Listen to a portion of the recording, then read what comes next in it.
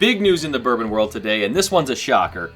Four Roses Distillery, one of the most historic distilleries in all of Kentucky, has been listed for sale for $1 billion.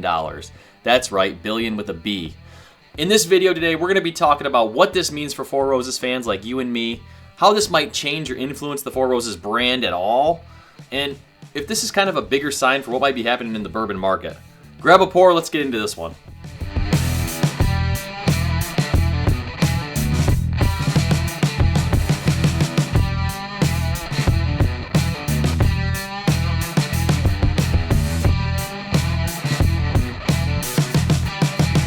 How are y'all doing today? My name's Chris. Welcome back to Bourbinsane.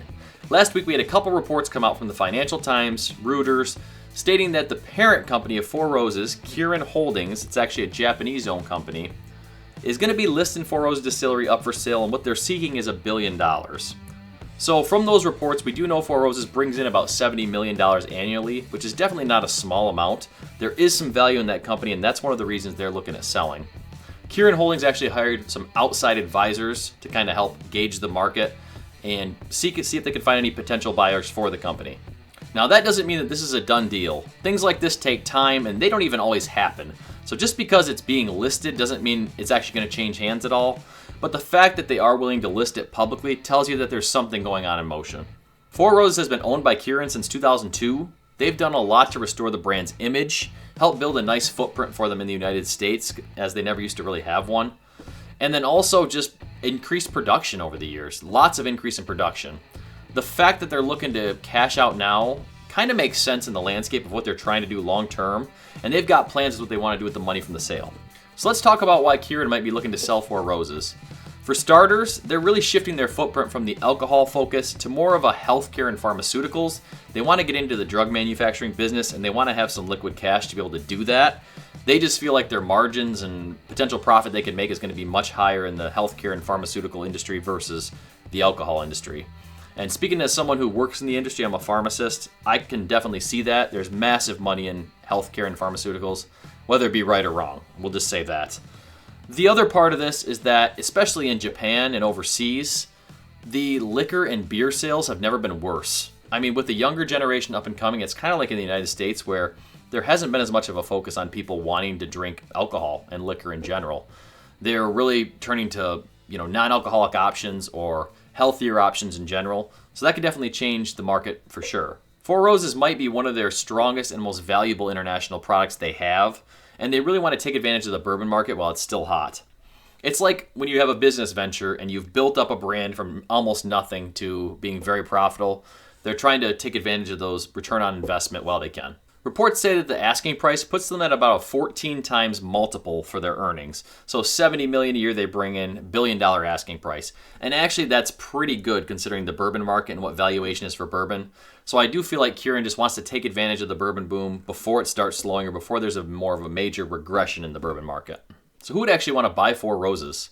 Actually, a lot more people than you would think probably do. Think about companies like Sazerac, Diageo. Over the years, they've acquired other companies, and they've taken in barrels up their stock. And honestly, we just talked about valuation. It's honestly a pretty good 14 times multiple is a good ratio for kind of the price you're looking at, and you still have margins in what you're buying. There's also several holding groups and several international companies that may want to expand into their American footprint. And honestly, what they could do right now with this company, there's not much distribution into Asia or Europe. So if they want to expand their footprint not only in the United States, but out to the rest of the world, there's definitely opportunity there. Four Roses really checks all the right boxes. They have a deep Kentucky rich heritage. They've upped their production to nearly double over the last 4 or 5 years. It's considered a premium brand still locally and even internationally. And they have huge export potential, especially as mentioned with Europe and Asia. That's a goldmine for the right buyer. And let's be honest, Four Roses probably has the most distinct and unique flavor profile there is because of their 10 recipes. 10 recipes, 5 different yeast strains, 2 different mash bills. I mean, there's a whole bunch of different options and opportunities they can do. They can age things longer, make it shorter if these companies are looking to capitalize on profits sooner, make them not as aged, which the consumer doesn't want, I'll tell you that much. But just like anything else, there's probably going to be more premium expressions upcoming. So what's going to happen if the sale goes through? Best case scenario, nothing changes. We're going to have the same team that's already there, same master distiller Brent Elliott's still going to be there, same marketing, all that stuff. I mean, the juice in the bottle hopefully is only going to improve.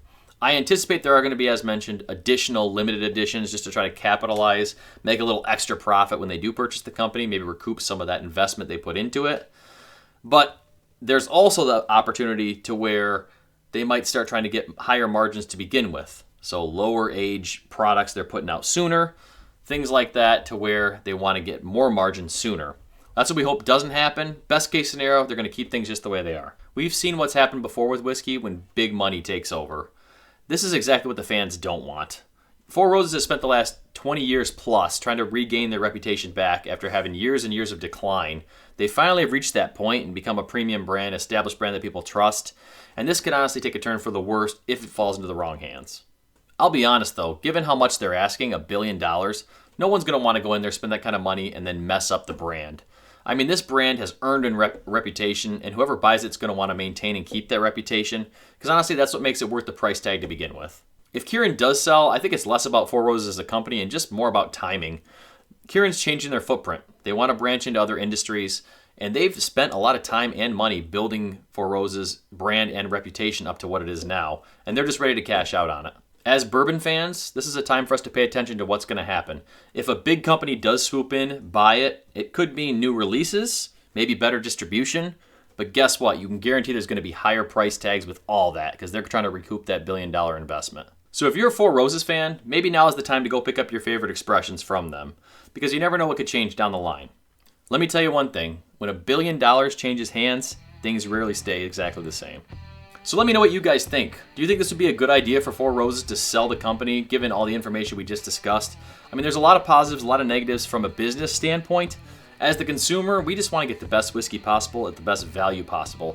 And honestly, selling for a massive price tag usually is not the answer for that for us. So as a bourbon fan, can't say I'm excited about the potential for a sale. If it does lead to, progression, advancement, and changes that may be positive for us, I'm all about it. But I want to hear your thoughts. Do let me know down in the comments, what do you guys think about this whole situation? If you haven't yet, please do like this video, subscribe to the channel, and let me know your thoughts. As mentioned, you'd like Four Roses? I want to hear your favorite Four Roses expression is. I appreciate you guys watching this video today. Thank you so much for being here. Stay insane.